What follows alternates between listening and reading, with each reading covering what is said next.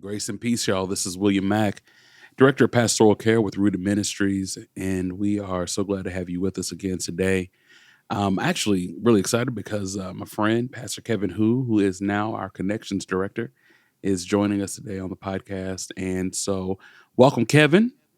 Thank you very much. Thank you very much. I feel bad. I'm getting a lot of sudden podcast time. I'm always on the podcast now, but And now it is a privilege. that is good. And trust and believe, Pastor Kevin and I need all the assistance we can get. So, no, we appreciate you, man, and we're glad to be having you on the team. So, welcome, brother.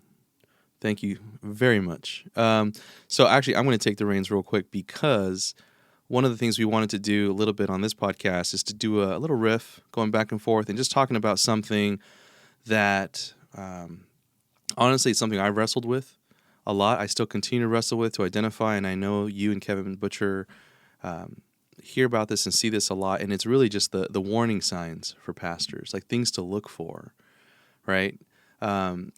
For example, oftentimes as pastors, we're trained to look for needs or the hurts and the pains for people. We're taught different strategies and lessons on how to walk alongside others and identify those things and walk them through. But when it comes to our own stuff, when it comes to how to walk through our own stuff, working through issues in our own marriages and families and things like that, it's almost like we don't know either how to look for them or we just don't talk about them. Right. Until oftentimes it's just too late. Right. Right. Yeah, and so, the truth is, man, it's hard for us. Those of us who have eyes to see, we see everybody else but ourselves, right? And so when it comes to our own stuff, and it's usually not until we are in crisis that we go, oh, hold on, this has actually been going on a lot longer, or maybe this candle had been burning out a lot sooner than I thought it had been. And so a lot of times, you're right, many of the telephone conversations that Pastor Kevin and I have are in moments of crisis where individuals have found themselves in burnouts. But when they go back and reflect, man, they've been in burnout for quite some time. Yep. And even before we started recording, we were talking about, this instance where I was advocating for a particular pastor, right? And so I was talking to a member of the congregation. I just said, hey, listen, I think we need to be intentional here about how our leadership in the church is doing and how the pastors are doing. So we need to be intentional in how we come around them and ask them the right questions. And it's just time and time again, though, when you say stuff like that, unless a person has been in the role of a pastor, it's just so hard for them to truly understand what that even means. What do you mean check in? What do you mean be intentional? I ask them how they're doing. Absolutely. Right. But as a pastor, it's like if someone asks you, hey, Pastor Mack, how are you doing? It's like, I'm okay, or I'm going through some things, but you're not going to go that deep. Right. And so I feel like as we are ministering the congregations around us, and there is more awareness, I do believe there's more awareness in the congregation at large that's what I hope for and believe in, but that they're more aware of leadership and that pastors are human. We're all fallible. We're all broken individuals. As that's happening, though, one of the things I wanted to talk to you a little bit more about in this podcast is what are some things that, as a pastor, you wish you knew, warning signs or things like that, or how to check in? What do we need to make sure that as we're ministering to our congregations well, what are some things that we need to be doing regularly to make sure we're staying healthy? Yeah. So you said something earlier that I want to hit first. So is that question of how you're doing? I think that we ask that question so casually, and especially since we're coming out of, a couple of years of isolation and people have been dealing with trauma and, a lot of stuff that they've been dealing with on the inside, that question of how you're doing, it is so heavy. And so where it used to be a real casual question, I always challenge people not to ask that question unless you're ready to sit with an individual and give an honest answer, because 9 times out of 10 people need somebody to really check in on them and see how they're doing, right? And so if I know that you're not really ready to hold space with me, if you're really ready to hear what's going on with me, then I will be surfacey. And one of the things that we don't want pastors or anybody to do is to practice being surfacey, so, oh, hey, how you doing? Oh, I'm fine. And then you move on to what you really need. But when we check in with each other. Like, let's legitimately say no. Like, how you doing, man? Like, and what's what, and I'm sitting in the space where I'm willing to hold whatever it is that you're calling out that you need to somebody else to hold with you. Um, you and I had this conversation earlier that I had a really good friend last night. I checked in, hey, how you doing? And he sent back 4 pages worth of text messages that of the things that were really going on, and he was frustrated and he was angry and he was confused. All these things were coming out in these multiple text messages, and then he sends me a text message. His final text message says, "Man, I'm so sorry Mm. that I just ranted and raved to you." And I told him, I was like, "Nah, man, that's what we do. Like, we are safe spaces for us to be able to have those hard hurting things that are on our hearts." That we can't just share with any and everybody, but we can share with each other. And so, look, you can be mad, you can be angry, you can cuss, you can cry, you can holler, and Mm. this is a safe space because I'd rather you get it out than hold it in. And so, to answer your question, I think that that's one of the things that we definitely need to do is that we are intentional about checking in with the people that we are in relationship with, and not just doing this quick drive by check in that is going to pull out a quick drive by answer. But when you're checking in with the people that you love, like saying, "Hey, I'm sincerely asking, how are you?" And I'm willing to sit in the space and hear what you got to say. Um, so yeah, I definitely check in on your strong folks, check in on your leaders.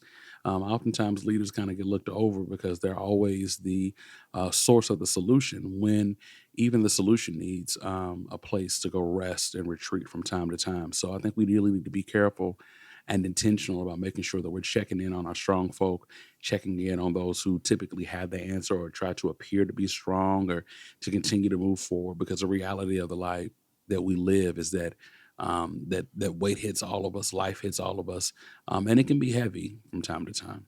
Hmm. Well, let me build off of that then, right? So as I hear you say that, I'm just trying to imagine someone hearing this maybe for the first time, right? Like they go, okay, so I need someone to check in with me, but I don't have that person, right? Or maybe I'm starting to think that as a pastor, I do need to check in, or I do want to share this a little bit. But then there's that feeling of like, but as a pastor, I am called and in many cases paid to be the leader, to be the one that has the answers, to be the one that holds the congregation's pain and the grief and wrestling through. And I just, finished a week talking to 10 different people about what they're going through individually. And then I got to preach on a Sunday. Like, how do I stop that? Like, how do I pause any of that and say, y'all, I'm busted. I'm broken. I'm Right, hurting. Like I'm right. I'm one of you too. Like, what do you do then?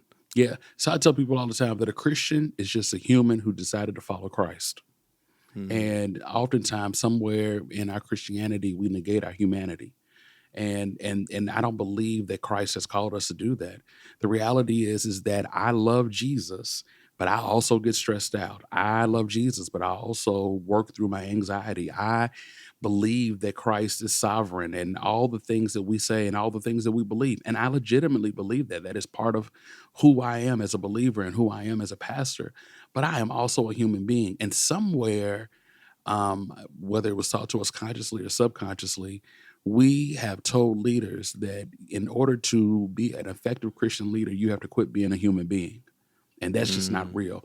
And what I really don't like about it is when a Christian leader has a really hard fall, say they fall morally, or they step out on their wives, or they have a psychotic break. Then we just look at them and go, "Oh my gosh, I can't believe they didn't have their faith together." No, they had a human experience, a human reaction to real life. And I think that if I could say anything to any pastor that's listening today, I want you to understand that you can love Jesus and be a human being as well, and that all of those things work together, and that it does not make you a less of a Christian or less of a leader, for you to have real human experiences, real human feelings, real human reactions.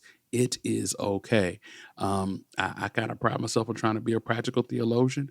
Like, I love the heady stuff, but at the end of the day, we've got to live the Word of God and our relationship with Jesus in this everyday life. Gas prices are high, food is expensive. We are I in know a it. recession, and I could quote scriptures to the gas tank if I want to, but at the end of the day, that gas is going to keep getting lower and lower, and I get more and more frustrated. And so, I think that we need to remember that Jesus came to save humanity.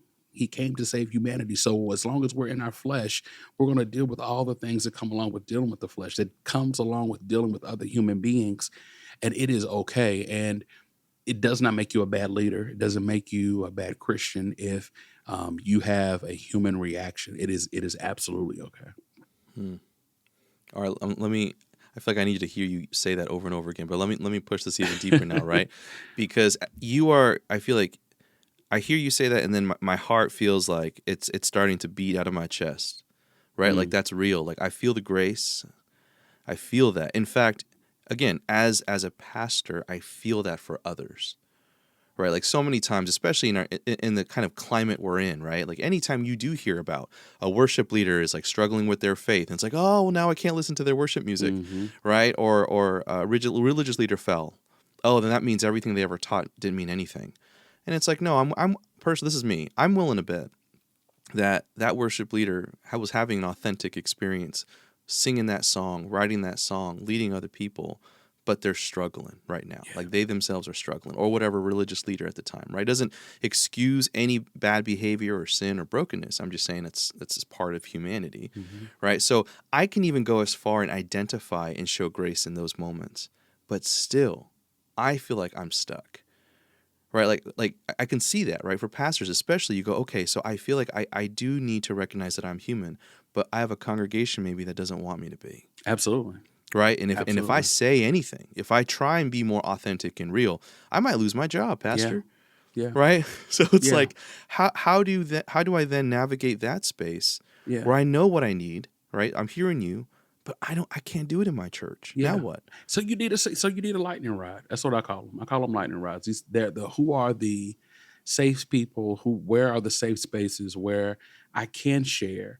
And unfortunately, let me go back to pastors not being transparent enough to share in their churches. I hate that that is a thing, but it is absolutely a thing, right?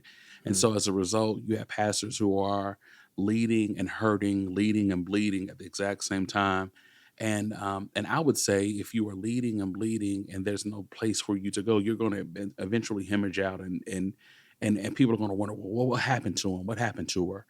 And so every pastor, every leader needs a lightning rod in their life. They need a space or an individual or individuals that they can share their true authentic selves with and say, look, y'all, I'm not good. Or I'm Hmm. struggling, or can I have this conversation about faith that I'm really struggling with? We Pastor Kevin did a podcast earlier about this polarized world that we live in, and Hmm. I can't tell you how many conversations that I've had with sisters and brothers who are leading well, who are loving well, and they are really, really, really struggling on their position on certain political things that are happening in our country. And they've shared their theological perspectives and their own personal perspectives that they know they could not share with their congregations because that would immediately polarize, or people would walk out the door, or whatever the case may be, especially in Hmm. the culture that we live in now.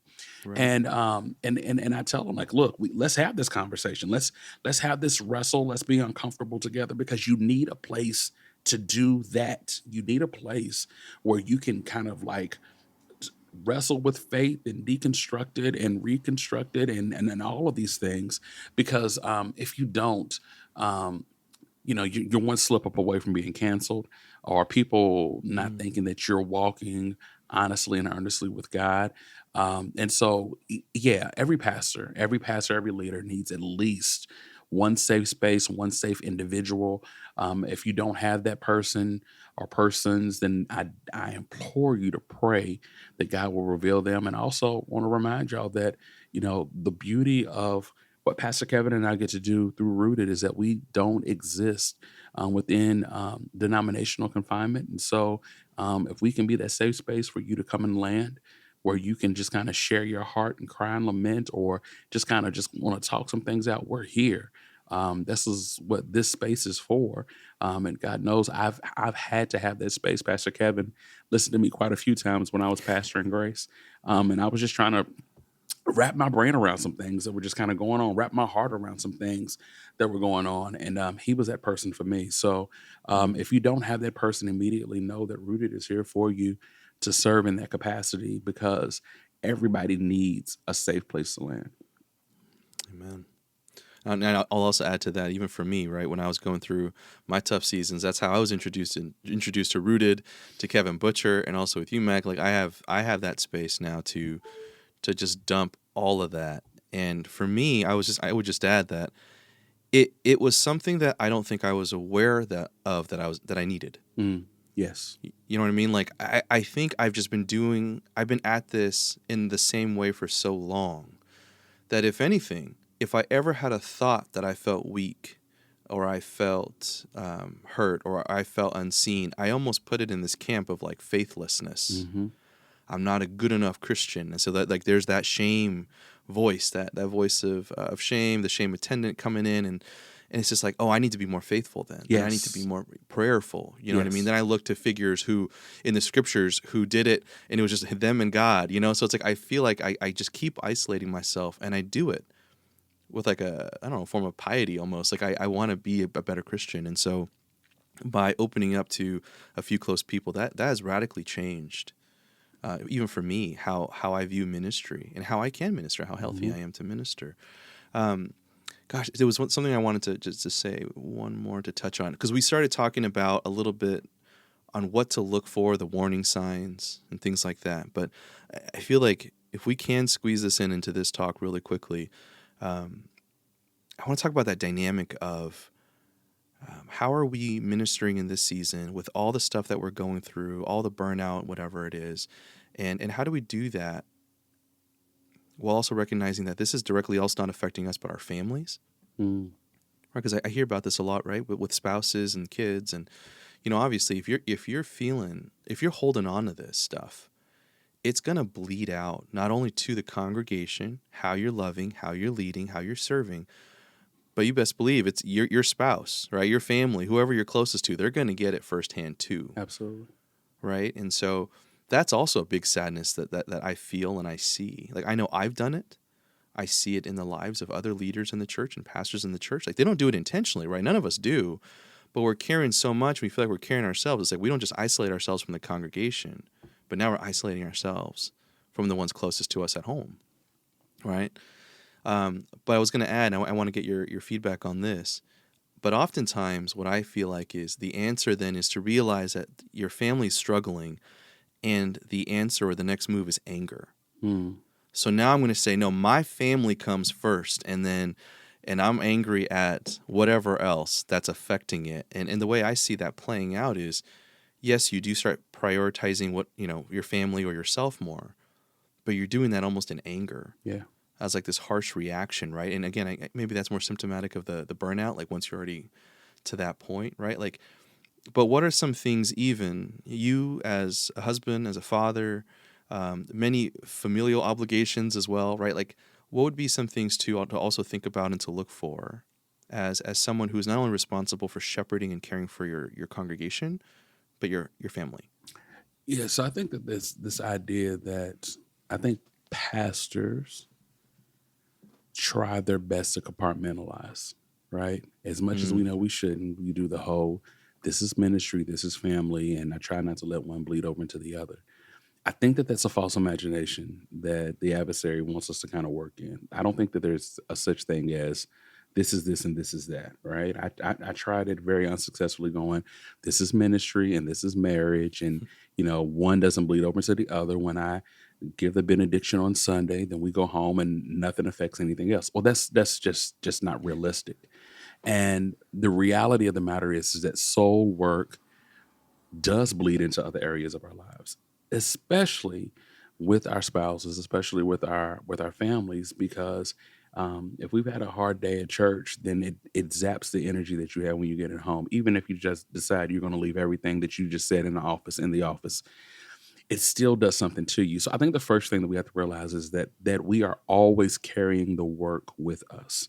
That mm, we are called, and the call does not, it doesn't stop at 5 o'clock when we punch out and go back home. It just doesn't. I mean, even the reality of a factory worker.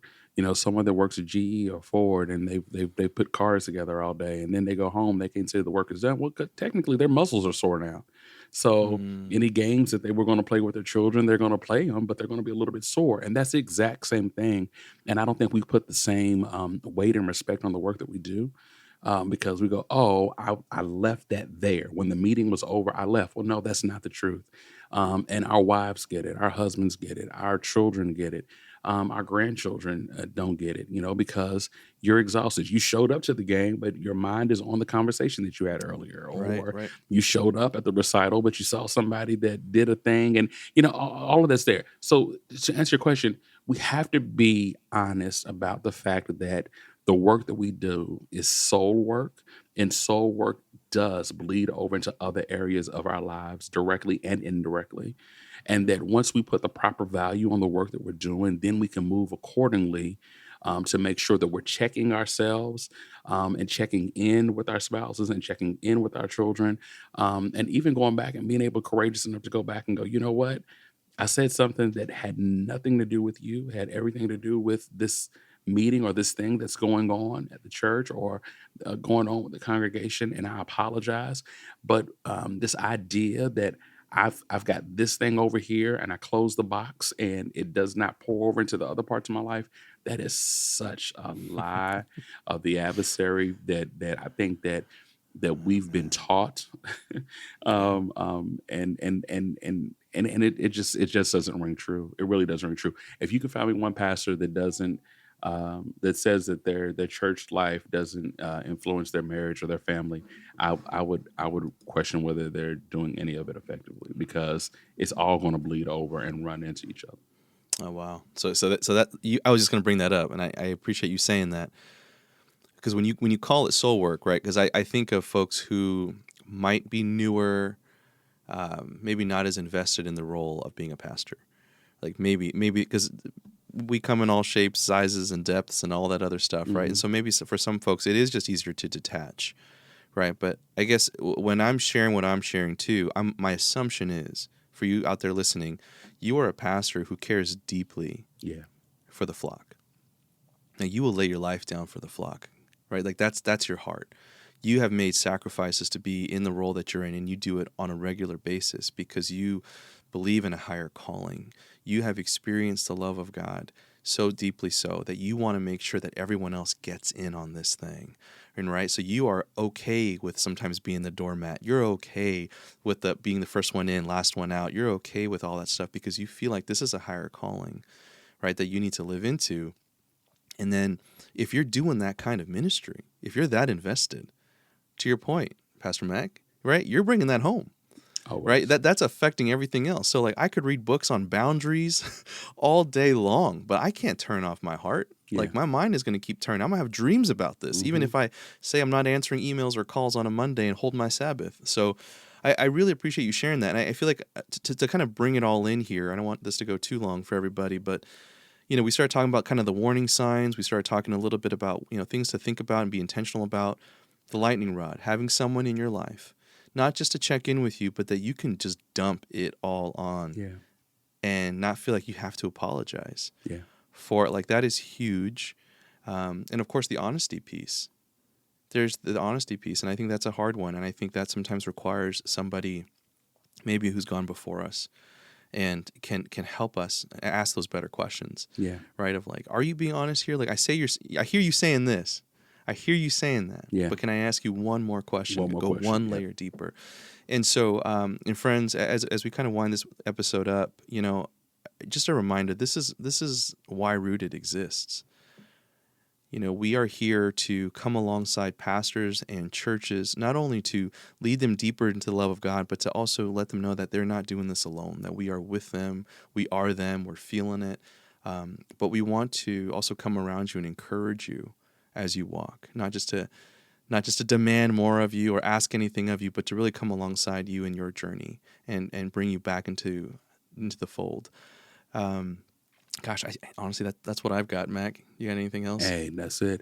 I just want to remind everybody that, we like Pastor Kevin said, we're here. And I know some people may say, well, I just take everything to Jesus, and I take it to God. Please do that. Continue to pray. Continue to take it to the Lord in prayer. But also know that out of God's great love for you, we believe that God exists in community and created community for a reason. And so those communal connections are so very, very important for our survival. Um, the one thing that I say I love about working at Root is that I love the team that I work with. I love working with Kevin Butcher. I love working with Kevin Who, and some of our other associates. And I honestly can say that if there is something that is pressing on me ministry wise, I can go to these brothers and sisters and be like, hey, can we talk? And that is important, and I believe that that is a gift from God because He loves us and He knows that we need each other in community. And so Amen. please don't negate the fact that you need a lightning rod in your life. You need a safe space. You need some people that, even if you're not venting to them, that they're still lifting you to God in prayer. And it's so very crucial as we continue to do the work that God has called us to do, because the calling does not stop because we have finished the last sermon. As a matter of fact, I think any preacher can tell you probably the hardest time for them mentally is the hour after the sermon because they're thinking about the things that they should have said or the things they Oh shouldn't have yeah. said. Oh So yeah. with that, with that in mind, just know that community matters. It matters to God. It matters to us. And if we can be a part of their community that helps you walk in and abide in the love of Christ, and be healthy and whole as you're doing it, know that we're here for you and we love you. Amen. Amen. All right, everybody. We are at the end here of this episode. Thank you so much for tuning in, and we will talk to you soon. God bless.